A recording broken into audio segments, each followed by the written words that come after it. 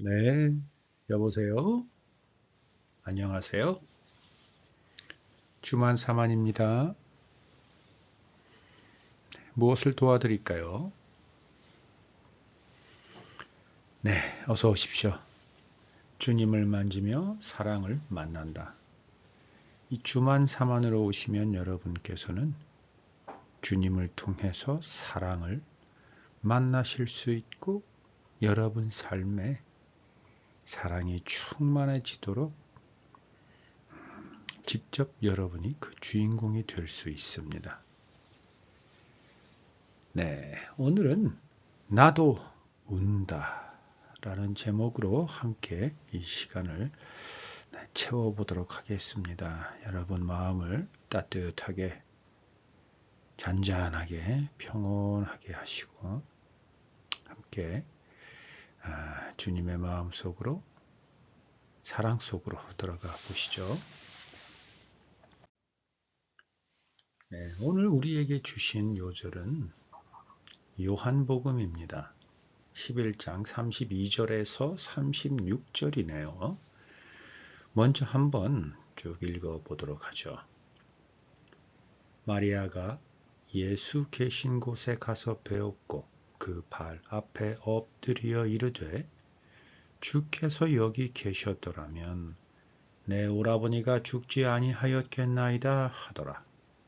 예수께서 그가 우는 것과 또 함께 온 유대인들이 우는 것을 보시고 심령에 비통히 여기시고 불쌍히 여기사 이르시되 그를 어디에 두었느냐 이르되 주여 와서 보옵소서 하니 예수께서 눈물을 흘리시더라. 이에 유대인들이 말하되 보라 그를 얼마나 사랑하셨는가 하며 네 여기까지입니다. 이 장면 여러분은 여러분의 이미지 속에 생각 속에 떠올려 보실 수 있으실 거라 생각이 됩니다. 이미 예수님께서는 나사로가 죽었다는 얘기를 마르다가 보낸 사람을 통해서 이미 전해 들었죠.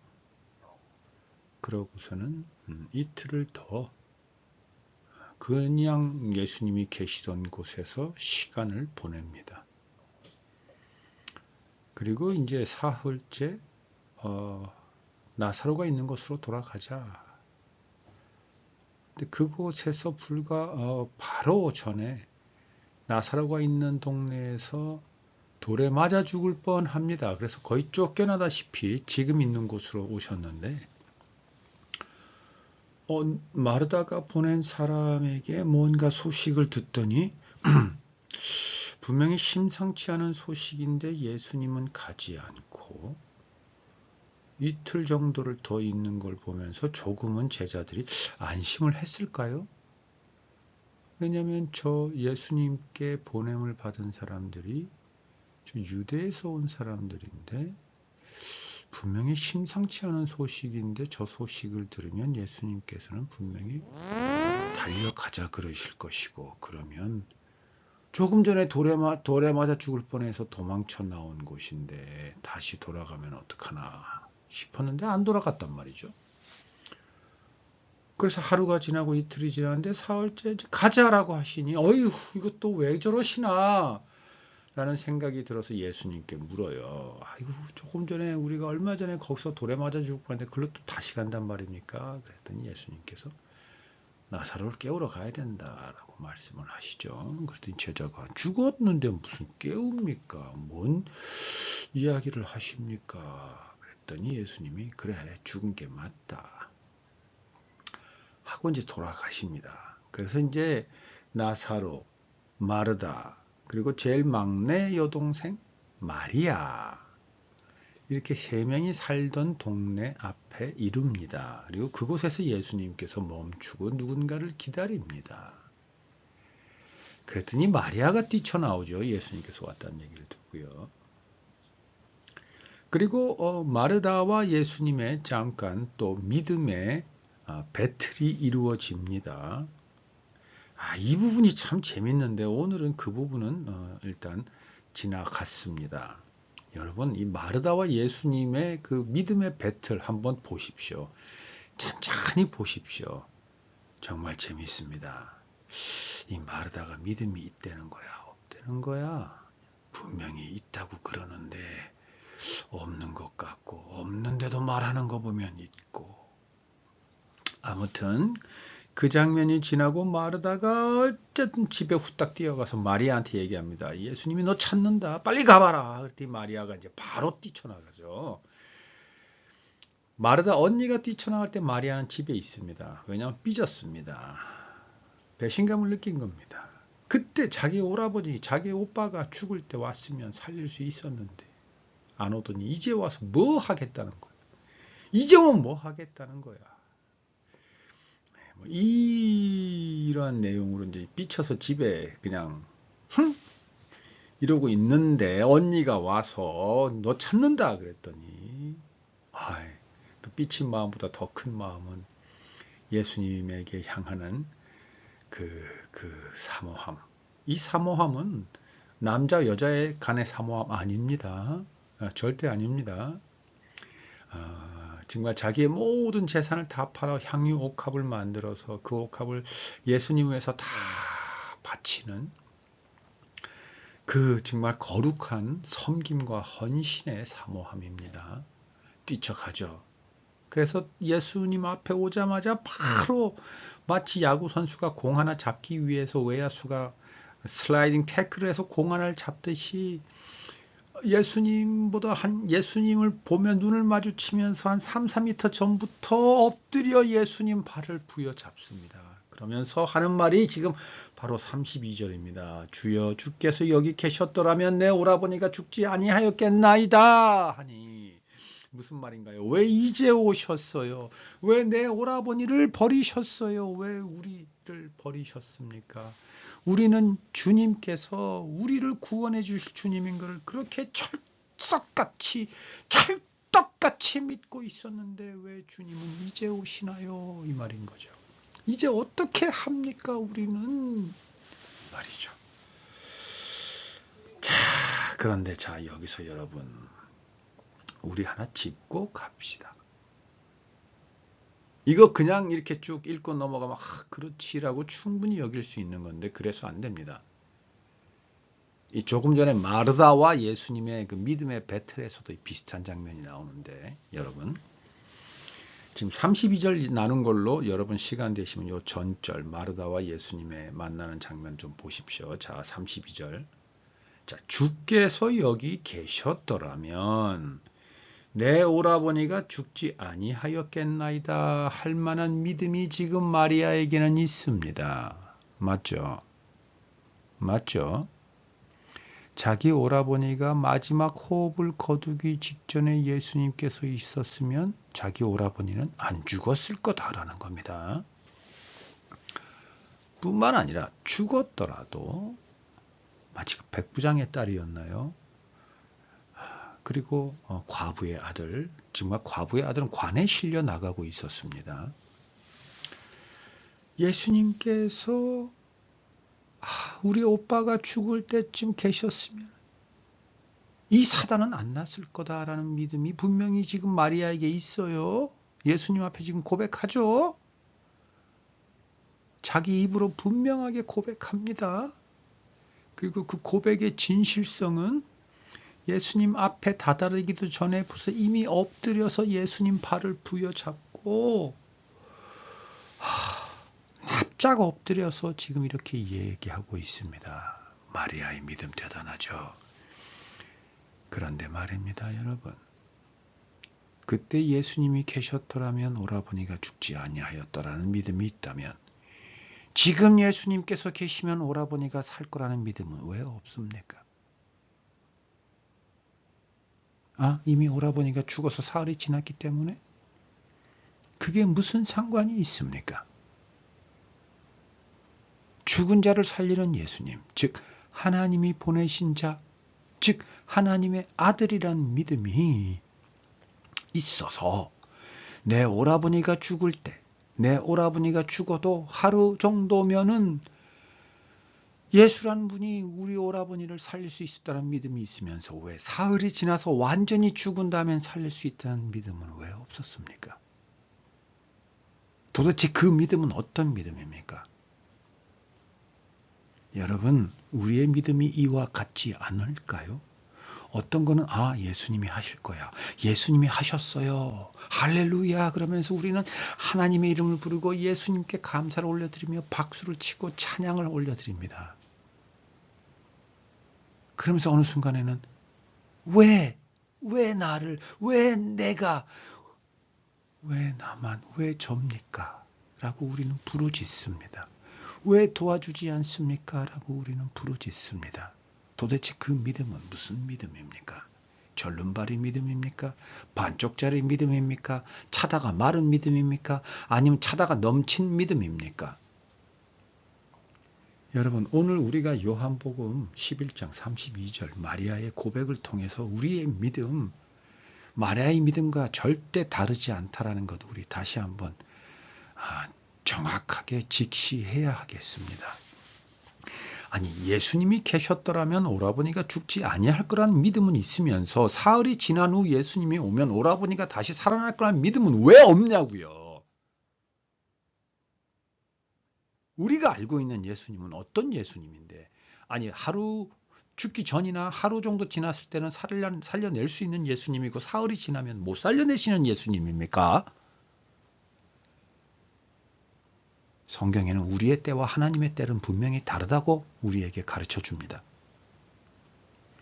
우리의 방법과 하나님의 방법은 분명히 다릅니다. 우리는 그걸 듣고 알고 있습니다. 사흘이 아니라 30일이 아니라 30일에 3일이 지나도 3일에 30일이 지나도 아니 70번에 7번에 70번이 지나도 예수님이 오시면 살아납니다. 그리고 수천 년 동안 죽어 지내던 우리도 수천 년 후에 성경을 통해 예수 그리스도가 날 위해 죽었다는 걸 믿는 믿음을 세움으로써 우리는 의롭다함을 하나님으로부터 얻을 수 있는 거저 아무 대가 없이 얻을 수 있는 그런 존재입니다. 그래서 새 생명으로 다시 살아나는 존재입니다. 그 믿음은 있으면서 왜 지금 내 삶에 공급되지 않는 것은 왜 그리도 하나님 앞에 예수님 앞에 그분들의 발을 붙들고 왜 주지 않냐고 우리는 지금 울부짖어야 합니까? 이미 다 주셨고 또 더 주실 건데 흔들어서 더 주실 건데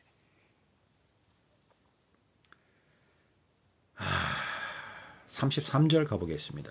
예수께서 그가 우는 것과 여기서 그는 마리아죠. 마리아가 우는 것과 또 함께 온 유대인들이 우는 것을 보시고 이 마리아가 언니 마르다가 예수님 만나고 집에 들어온 다음에 마리아에게 예수님이 부르신다 빨리 가봐라 그랬더니 마리아가 막 이제 바로 확 뛰어나가는 걸 보더니 그곳에 나사로가 죽은 걸 위로하기 위해서 온 많은 사람들이 마리아가 쫓아나가는 걸 보고 자기 오라버니 무덤에 가나보다 그래서 같이 뛰쳐나오거든요.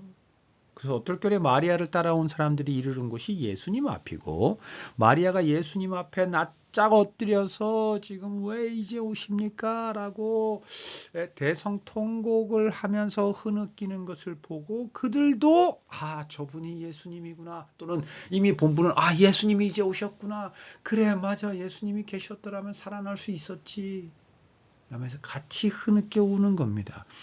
여기서 운다라는 것을 영어 사전에 보면 weeping이라고 합니다. 이 weeping은요, 흐느껴 우는 겁니다. 서글퍼서 우는, 네, 서러워서 우는 겁니다. 왜 이제 오셨냐라는 겁니다. 서러운 겁니다. 마치 이런 거죠.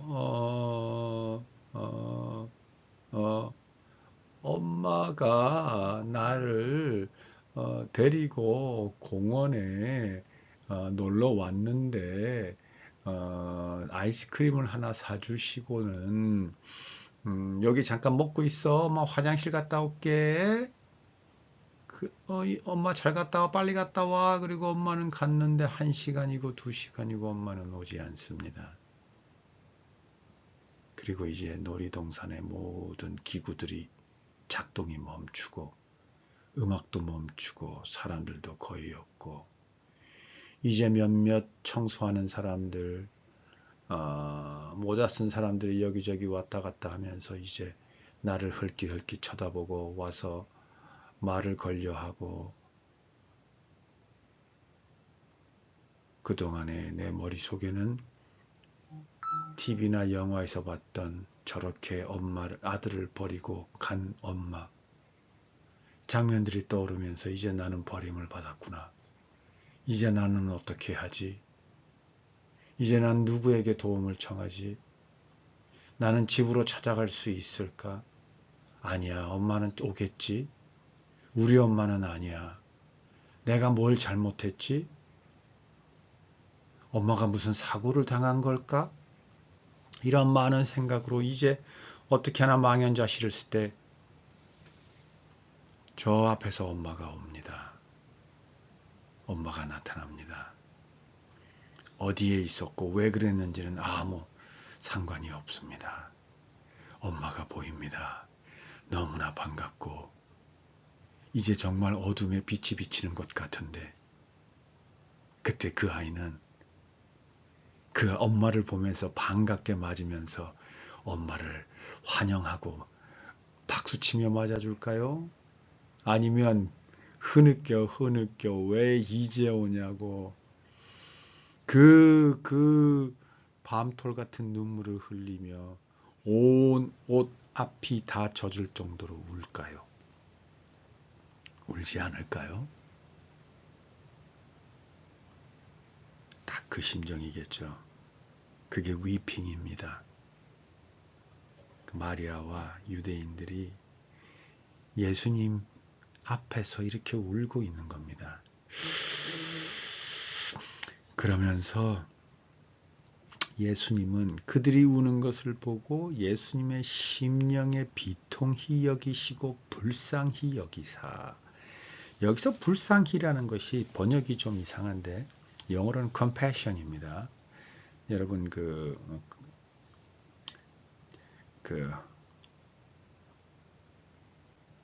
한국 이름을 까먹었네요. Compassion of Jesus Christ라고 그 멜 깁슨이 만든 영화 여러분 뭐 다 아시죠? 그 compassion이 불쌍히 여기다라는 겁니다. 우리가 흔히 가칭 선한 사마리아인이라는 예수님의 비유 거기서 compassion이라는 단어가 또 대표적으로 나오죠. 여기서 불쌍이라는 건 우리가 생각하는 불쌍이 이 언어적인 불쌍이가 아니라 이 compassion, passion이라는 것은 마음의 어떤 감정의 상태인데 come이라는 건 함께 하다라는 겁니다. 동감하고 공감하는 건데 상대의 아픔과 슬픔과 흐느낌을 똑같이 느낀다라는 뜻의 compassion인데 이걸 compassion이라는 단어를 또 영한 사전을 찾으면 불쌍히 여기다라는 게 나옵니다. 그래서 여기서 불쌍히라는 것은 안타깝게 여기고 공감하다라는 뜻입니다.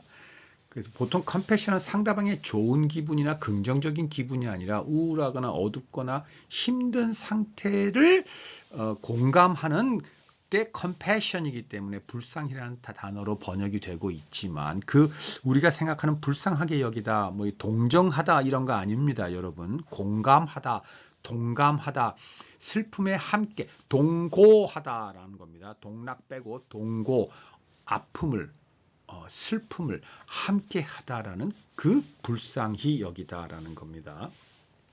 비통히 여기다라는 건 역시 불쌍히 여기는 것보다 더한 거죠.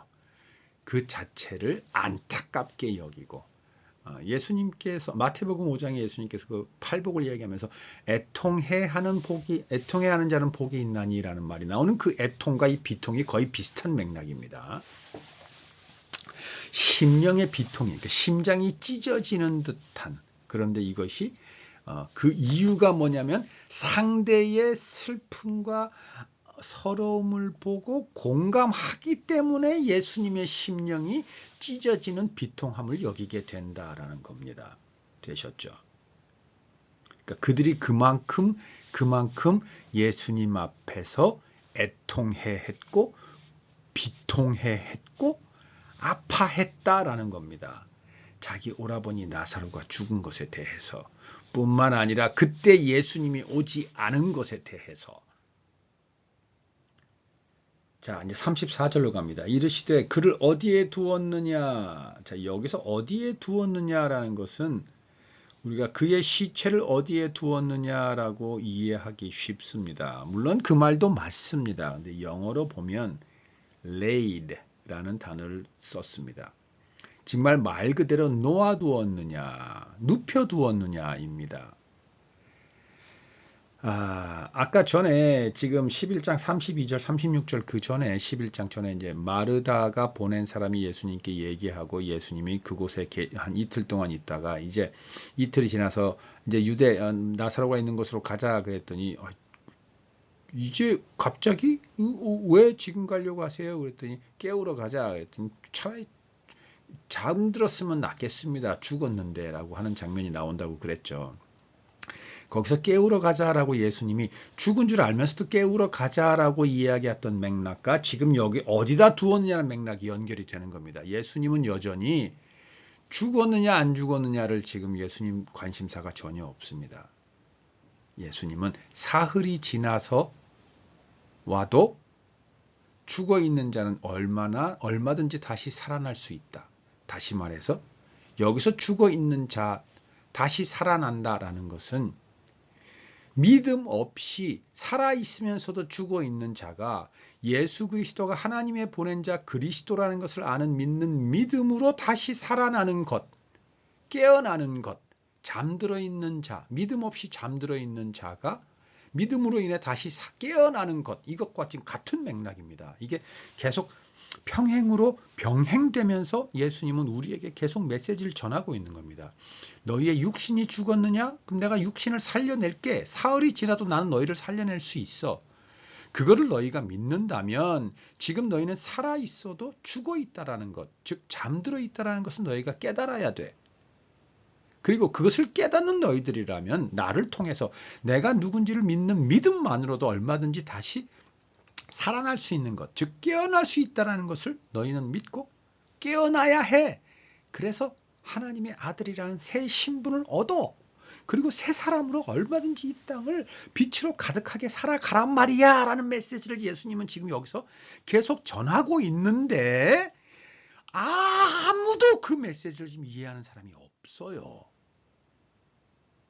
심지어 마르다, 마리아까지도 아무도 지금 그 메시지를 이해하고 있는 사람이 없어요. 그들은 뭐만 바라보고 있어요? 나사로가 죽었어. 죽을 때 예수님은 없었어. 이제 나사로는 끝이야. 이겁니다. 심지어 나사로가 죽을 때 예수님이 있었으면 나사로가 죽지 않았을 거라는 믿음이 있으면서도 사흘이 지나면 육신의 사람은 이미 죽어서 예수라는 하나님이 보낸 그리스도처럼 다시 살릴 수 없어. 그래서 비통해하고 애통해하는 그거를 예수님이 같이 함께 공감한다 그랬는데 죄송합니다. 지금 여기서 예수님께서는 어디다 두었느냐라는 아주 차분하고 담담한 어조로 묻습니다. 그러면 시체가 어디 있느냐는 의미도 있지만 원래 예수님이 전하고자 하는 메시지의 핵심은 걔가 지금 자고 있는데 어디서 자고 있니? 라는 의미이고 더 확장을 하면 지금 내가 말하는 뜻을 아무도 깨닫지 못하고 있는 너희 모두는 지금 나사로처럼 자고 있는 사람들이야. 자고 있는 존재야. 육신이 죽은 나사로와 육신이 살아있는 너희는 다르다고 여길지 모르지만 영적으로 보면 죽어있는 나사로의 영이나 살아있는 너희의 영이나 다 죽어있는 영, 즉 내 표현대로라면 잠들어 있는 영혼들이야. 그래서 내가 이제 그 영혼들을 깨울 거야. 나사로를 깨우는 걸 보면서 너희들의 영혼도 잠들고 있던 영혼도 깨어나야 한다라는 메시지를 나사로를 어디에 두었니? 어디다가 재우고 있니? 라고 지금 묻고 있는 겁니다. 그래서 영어에서는 laid라는 표현을 썼습니다. 물론 시체를 어디다 두는 것도 laid라는 표현을 쓰는 것도 맞습니다. 그것도 맞는데 네, 이거는 지금 우리가 이 프로는 주만 사만 프로이죠. 똑같은 장면도 다른 각도로 다른 견해로 특히 하나님과 예수님과 성령님께서 왜 이 성경을 우리에게 써서 우리가 읽고 듣고 보도록 하셨느냐라는 관점에서 성경을 보는 프로기 때문에 그 관점에서 보는 겁니다. 자, 그래서 어디다 두었느냐라는 것은 어디서 잠들고 있느냐라는 것을 묻고 있는 거라는 것. 그리고 그렇게 묻는 이유는 뭐? 너희도 지금 육체는 살아있지만 영적으로는 잠들고 있는 거야. 이제 육적으로 죽어 있는 나사로를 내가 어디다가 재우고 있니라고 묻는 걸 통해서 너희가 조금은 내 의도를 좀 깨달았으면 좋겠고, 나사로가 잠들어 있는 곳에 가서 내가 그를 깨울 때 죽어 있는 육신을 다시 살려낼 때 너희의 정신이 번쩍 뜨이기를 바래. 이 말이라는 것. 이게 34절에 그를 어디 두었느냐라는 말이라는 것. 여러분 꼭 좀 명심하시고 잊지 마시고 여러분 가슴속에 깊이 좀 새겨 두십시오. 여러분, 우리는 잠들어 있을 때가 많습니다. 예수님께서 여기 계셨더라면 내 오라버니가 죽지 아니하였겠나이다라는 믿음은 있으면서도 지금 예수님이 오셨으니 내 오라버니가 살아나겠네요 라는 기쁨의 고백은 우리는 전혀 할 수도 없고 그 믿음은 도무지 우리는 깨어낼 수 없는 존재들이니 제발 그를 어디 두었느냐, 너의 믿음은 어디 두었느냐라는 메시지로 우리의 가슴속에 깊이 새겨뒀다가 우리가 예수님과 성령님과 하나님을 향한 믿음이 흔들릴 때 우리의 눈앞이 보이지 않고 우리의 손을 잡아줄 자가 아무도 없을 때 우리가 늪에 빠졌을 때 우리는 우리 속에 둔 죽어있는 우리의 그 믿음을 깨워야 합니다. 여러분, 내가 예수님을 향한 내 믿음을 어디다 두었지? 내가 왜 지금 이렇게 두려워하고 고민하고 걱정하고 염려하고 심지어 공포에 휩싸여서 이렇게 안절부절 못하는 거지? 예수 그리스도를 통해 하나님이 살아계시다는 그 믿음을 내가 내 속에 어디다가 두었지? 라고 나는 내 자신에게 물을 수 있어야 합니다. 자, 이어집니다. 주여 와서 보옵소서. 주여 와서 보옵소서라고 합니다. 마리아가. 자, 이거는 뭐와 연결되냐면 지금 32절 바로 앞에 예수님께서 마르다와 이제 얘기를 나누고 마르다가 마리아에게 쫓아갔다 그랬죠. 그러면 예수님은 마르다에게 마리아가 어디 있느냐 하니까 마르다가 마리아가 예수님 만나야지. 그리고 집에 쫓아가서 마리아를 데리고 온단 말입니다. 그러면 일반적인 상황은 예수님도 마르다를 따라서 마리아가 있는 곳으로 가셔야 되는데 안 갑니다. 한 발짝도 움직이지 않고 마르다가 나와서 예수님을 만나는 그 장소에 그대로 마리아가 다시 오기를 기다립니다. 무슨 말입니까? 여기 와서 나를 보라라는 겁니다. 우리는 예수님 앞에 나아가야 합니다. 물론 예수님은 항상 우리와 동행하십니다. 우리 곁에 계십니다. 여기서 와서 보라라는 것은 우리의 마음의 중심이 항상 우리 곁에 계신 예수님께로 향하고 있느냐 아니냐라는 것을 의미하고 있는 겁니다. 여러분, 지금 마리아는 예수님 여기 있으니까 와서 보세요라고 이야기하고 있는데 성경은 이 구절을 통해서 우리가 늘 우리 곁에 있는 예수님께 우리의 마음의 중심이 향해서 예수님을 보고 있느냐라는 것을 지금 묻고 있습니다. 그렇다고 한다면 어떻게 됐겠습니까? 우리가 잠들어 있을 이유, 우리의 영이 죽어 있을 이유가 없었겠죠.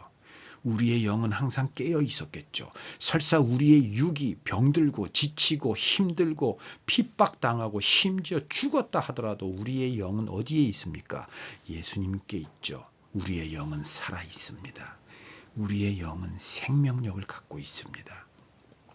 바로 그것을 위해서 항상 우리는 예수님 앞에 가서 예수님을 보고 있어야 합니다. 우리 영과 혼과 육의 모든 중심과 그 모든 통체, 온 전부는 예수님 앞에, 예수님을 향해 보고 있어야 합니다. 아멘. 35절, 예수께서 눈물을 흘리시더라. 여러분, 여기서 예수님의 눈물이 어떤 의미일까요? 아까 조금 전에 심령이 비통히 여기시고 불쌍히 여기셨고 나사로가 죽어 있고 지금 이제 마리아와 함께 죽어 있는 나사로 앞에 왔겠죠. 그러니까 여기 와서 보옵소서라는 건 이미 시체 앞에 왔던 거겠죠.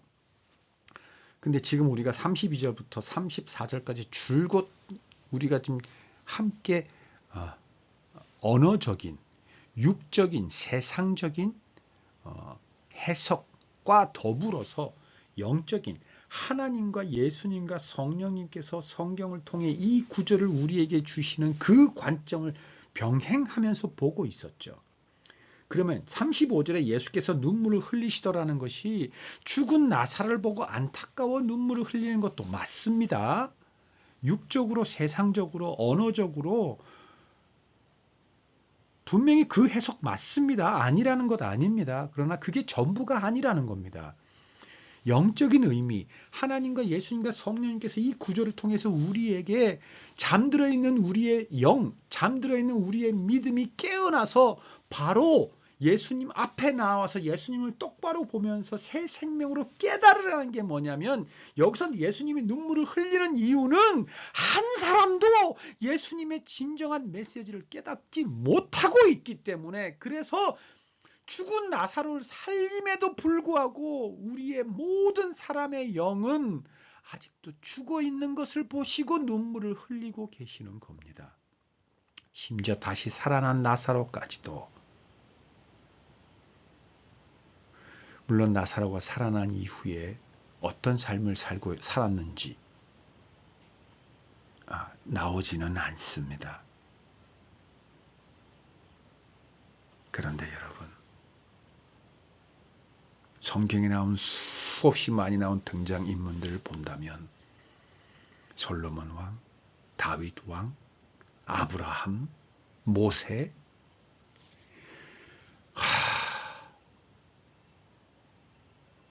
정말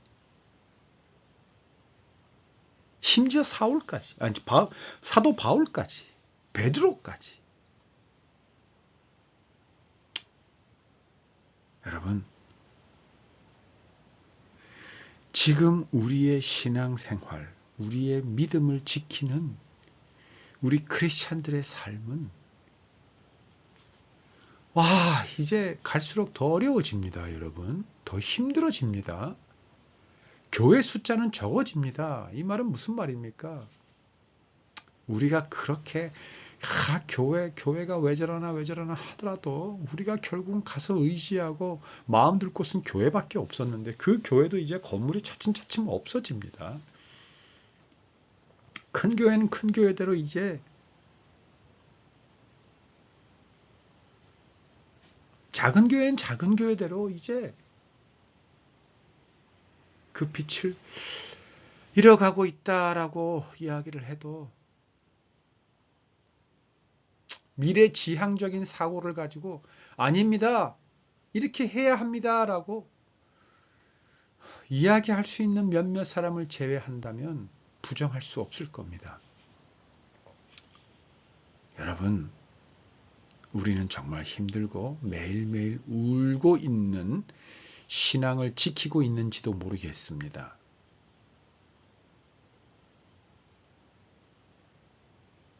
그런데 여러분, 그거는 예수님께서 우리에게 당신의 피를 십자가에서 흘려가면서까지 우리에게 쥐어준 그 믿음이 아닙니다. 우리 눈앞에 펼쳐지는 모든 우리를 힘들게 하는 상황들, 여러분,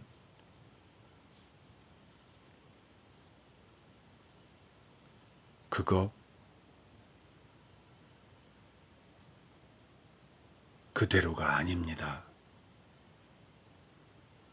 여러분, 우리가 힘들어할 때 하나님, 예수님, 성령님은 더 힘들어 하십니다.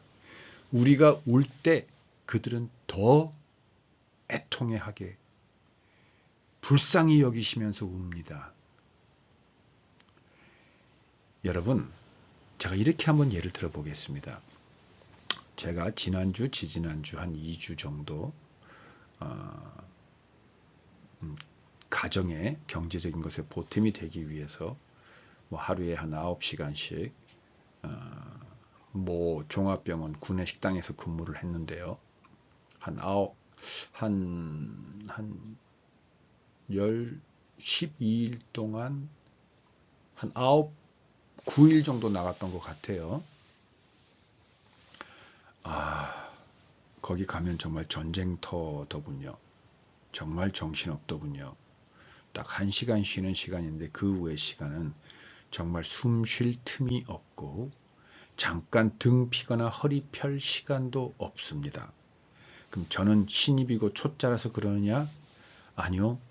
중간중간에 뛰어다니면서 제가 뭘 하면 좋겠습니까? 라고 이미 수십 년, 30년 된 분들도 계시던데 네, 그분들 앞에 찾아가서 제가 도와드릴 게 없습니까? 라고 물을 때 그들의 표정과 그들이 하고 있는 모든 행동 면면을 보면 그들조차도 숨 쉴 틈이 없었습니다.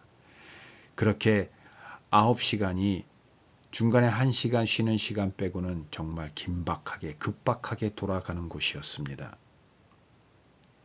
여러분, 그런데 저는 그 9시간을 어떻게 보냈을까요? 힘들게 보냈을까요? 네, 당연히 힘들죠. 허리 등짝이 2조각 나는 것 같고, 그러니까 허리 1조각, 그다음에 등, 딱 그 중간 등, 그러니까 허리하고 중간 등이 딱 진짜 그냥 딱 땡강하고 딱 조각이 나눠지는 것 같던데요. 목은 휘어서 부러지는 것 같고, 손가락 마디마디, 손목, 그다음에 팔목, 어깨, 다리, 무릎 관절, 발목 관절, 그 관절이랑 관절은 다 그냥 사단이 나고 갈기갈기 찢어지는 것 같고 목은 마르고 땀은 완전히 그냥 샤워하듯 비 오듯 난리가 나는데 여러분 정말 그거는 정말 지옥과 같고 전쟁과 같았습니다. 그거는 그 누구도 부정할 수 없습니다. 근데 제 마음과 생각과 저의 영은 어땠을까요? 기뻤고 재밌었고 흥분됐습니다. 무슨 말입니까? 하루 열심히 하면 일당이 나오고 그 일당을 가져다 주고 그 일당을 받은 아내가 너무나 기뻐하고 좋아하는 그것을 상상하고 그뿐입니까? 매일 선교한다고 사람 인간이 해야 할 남자가 해야 할 일을 5년 동안 하고 싶어도 하지 못했는데 이제 정말 남자가 할 수 있는 일 같은 우리 얼마든지 일반 평범한 사람들이 하는 일 같은 일을 이제 나도 할 수 있고 지금 하고 있다라는 그 현실이 저는 더 기뻤는데요. 그것뿐입니까? 이들과 함께 더불어서 무언가를 해내고 환자를 위한 음식을 만들어내고 여기 환자를 위해 헌신하는 직원들이 먹는 밥을 짓고 그들이 먹고 또 힘을 내는 것을 상상하면서 여러분 저의 영은 정말이지 너무나 기뻤습니다. 하나님께 감사했습니다. 매 순간순간 정말 매 순간순간 하나님 정말 감사합니다. 제가 여기 있습니다. 여기서 호흡하고 있습니다. 여기서 일하고 있습니다. 저 지금 하나님과 함께 일하면서 여기서 열심히 일하고 있는 이 모습을 보세요. 제가 저를 봐도 이렇게 자랑스러운데 하나님 보시기 얼마나 자랑스러우세요. 그렇게 12일 중에 9일을 하루 9시간 노동으로 채웠습니다. 그 힘든 게 힘듦이었을까요? 즐거움이었을까요? 저는 즐거움이었습니다. 육신은 정말 고통이었습니다. 집에 들어오면 완전히 뻗어버렸습니다. 이것과 같습니다, 여러분. 우리의 신앙생활, 믿음생활 힘들죠. 그걸 누가 아니라고 할 수 있습니까? 날이 갈수록 더 힘들 겁니다. 이젠 핍박이 정말 우리 코앞에 칼이 되고 총이 돼서 시뻘겋게 우리 눈앞에 와서 닿을 겁니다. 그런데 여러분 기뻐하십시오. 감사하십시오. 기도하십시오. 왜? 왜? 예수님이 우리와 함께 계시지 않습니까? 우리 곁에 계시잖아요. 우리 앞에 계시잖아요. 우리 앞에 와서 기다리고 계시잖아요. 이 세상이 망해도, 망해서 수십 년이 지나도 예수님이 나와 함께 계시면 그곳은 하나님의 나라입니다. 그 믿음을 붙들어야 되는데 그 믿음을 잃어버리면 예수님께서는 35절처럼 눈물을 흘리고 계시는 겁니다. 예수님이 눈물을 흘리고 계시면 성령님도 눈물을 흘리고 계시고 하나님도 눈물을 흘리고 계십니다. 그분들의 눈물은, 그분들의 아픔은 나의 눈물, 나의 아픔보다 수천 배, 수만 배, 수억 배 상상할 수도 없을 만큼 큰 아픔이고 고통이고 눈물일 겁니다. 여러분, 우리는 그분들의 모양과 형상을 닮아 이 땅에 태어남을 받은 존재들입니다. 우리가 아픈데 하물며 우리의 모양과 형상에 원본되는 그분들은 얼마나 더 아프겠습니까? 그런데도 우리를 이렇게 놓아두는 이유가 바로 뭐겠습니까? 그 눈물을 통해서, 그 비통함을 통해서 우리는 믿음을 붙들고 믿음을 붙들 때 바로 그것이 하나님의 나라임을 우리가 생생하게 보고 느끼고 깨닫고 경험하고, 그래서 어둠에 가서 우리는 생생하게 증언하고 증거할 수 있기 때문이고, 그럴 때 바로 우리가 하는 말 한마디가 능력이 생기고 바로 그 우리가 하는 말 한마디를 통해 어둠이 빛으로 변하는 것이며, 우리가 하는 말 한마디 한마디의 그 능력은 바로 하나님, 예수님, 성령님의 능력인 겁니다. 36절 이에 유대인들이 말하되 보라 그를 얼마나 사랑하셨는가 하며, 자, 예수님의 그 메시지를 전혀 깨닫지 못하는 사람들조차도 예수님이 우는 것을 보고 비로소 예수님이 참 저들을 사랑하시는구나, 나사로를 사랑하셨구나 라고 깨닫는다고 합니다. 여러분, 우리의 그러한 신앙생활, 믿음생활을 통해 믿지 않는 자들이 하나님을 보고 예수님을 보고 성령님을 봅니다. 그리고 그들도 하나님 앞으로 나아옵니다. 예수 그리스도의 손을 잡고 예수 그리스도를 자신들의 삶의 주인으로 영접해 하나님 앞으로 나아옵니다. 그리고 그들 앞에 그들 안에 성령님을 영접합니다. 여러분, 그리고 그들이 깨닫는 게 뭔지 아십니까? 보라, 예수님이 나사로를 얼마나 사랑하셨는가 보라 라고 지금은 이야기하지만, 이것이 매일의 일상에서 반복되고 거듭되고 그들이 만나는 크리스찬들마다 예수님이 그들을 얼마나 사랑한지 그들이 본다면 어느 날 그들은 그거를 보게 될 겁니다. 그게 바로 뭐냐면 얼마나 예수님이 자기 자신을 사랑하고 있었는지를 보게 될 겁니다. 누구를 통해서? 우리 크리스찬들의 신앙, 믿음의 생활을 통해서. 크리스찬들이 그 어둠에 있는 저들과 함께 생활하면서 그들이 믿음을 붙들고 핍박받는 삶, 애통해하는 삶, 비통해하는 삶 속에서도 믿음을 붙들고 예수 그리스도를 통해 노래하고 찬양하며 하나님 아버지의 이름을 영화롭게 하는 일에 기꺼이 나서는 저들의 삶을 보면서 예수님이 저들을 사랑한다라는 것을 깨달은 동시에 예수님이 저들을 통해서 나를 사랑한다는 메시지를 보내고 계셨던 거구나 라고 결국은 깨닫고 그들이 우리 크리스찬들을 통해서 예수님을 만나고 하나님께 나아가게 될 겁니다.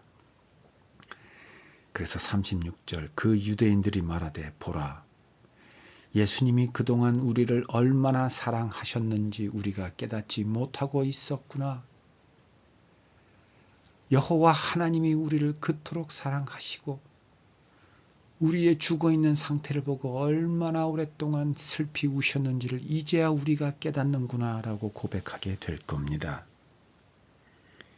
여러분, 하나님을 모르는 자들은 하나님 입장에서 볼 때, 하나님 기준으로 볼 때는 잃어버린 자식들입니다. 자식을 잃어버린 부모는 한순간도 그 자식을 마음에서 놓아버릴 수도 없고 매 순간 그 자식을 찾아 사방팔방 어둠을 쫓아다니는 게 부모입니다. 하나님은 지금도 울고 계십니다. 울고 있느냐? 나도 운다. 우리는 그 음성을 들을 수 있어야 하고 그 음성을 듣는 순간 예수님, 우리를 기다리는 예수님 앞에 나아가 우리의 믿음을 예수님의 눈에 맞추고 그 절름발이 믿음, 반쪽짜리 믿음, 모자라는 믿음, 넘치는 믿음을 온전한 믿음으로 바로 세우고 이제 예수님과 함께라면 죽은 자도 살릴 수 있다라는 믿음, 어둠에 있는 저들을 이제 하나님께로 인도해야 한다는 믿음, 이 육신의 모진 고통은 동시에 상상할 수 없는 기쁨이라는 그 믿음, 그것을 우리는 바로 세워야 되겠습니다. 그럴 때 우리에게 주신 하나님의 사랑이 온 땅에 충만하게 되고 내가 사는 곳이 바로 하나님의 나라가 됩니다. 네, 마지막 한 페이지를 보고 마치겠습니다. 마가복음 15장 34절입니다. 제9시에 예수께서 크게 소리 지르시되 엘리 엘리 라마 사박다니 하시니 이를 번역하면 나의 하나님 어찌하여 나를 버리셨나이까 하는 뜻이라.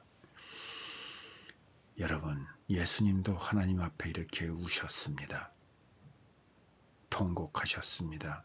절규하셨습니다. 이 예수님의 음성을 듣는 하나님은 잠잠히 계셨습니다. 왜 그래야 하셨습니까? 우리를 살려내기 위해서였습니다. 예수가 죽어야 우리가 살아나기 때문입니다. 이제 우리가 하나님 앞에 절규합니다. 그러나 하나님은 잠잠하십니다. 왜냐하면 우리가 죽어야 어둠 속에 있는 저들이 살아나기 때문입니다.